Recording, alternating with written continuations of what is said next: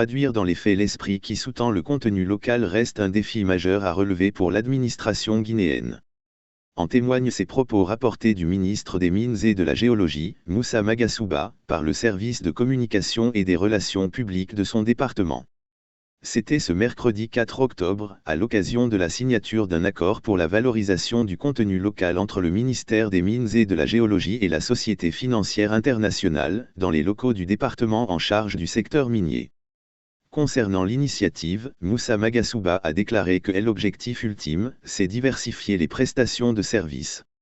Dans la même lancée, le ministre des Mines du gouvernement de Goumou révèle, si vous prenez les sociétés minières qui opèrent en Guinée aujourd'hui, vous allez voir qu'en matière de prestations de services, les Guinéens représentent 80%.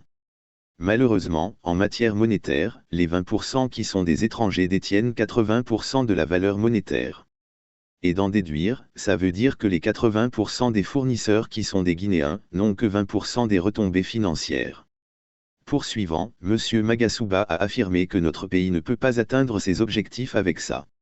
Raison pour laquelle, il faut quand même qu'il y ait cette innovation et, avec ce concours de la SFI, le ministère des Mines et de la Géologie va continuer à œuvrer avec le CPDM, pour que les prestations de services soient faites localement. Puis, d'expliquer que c'est en cela que le secteur minier va profiter aux populations guinéennes. Et si l'objectif d'avoir avant la fin de l'an prochain, 1000 sociétés guinéennes dont 200 qui appartiennent aux femmes était atteint, ce serait un bon début. Surtout que tout ça, va se faire à travers la BSTP, la bourse de sous-traitance et de partenariat qui est une plateforme qui réunit les miniers avec un groupe de PME, promet Roland Yameogo, représentant résident de la Société financière internationale.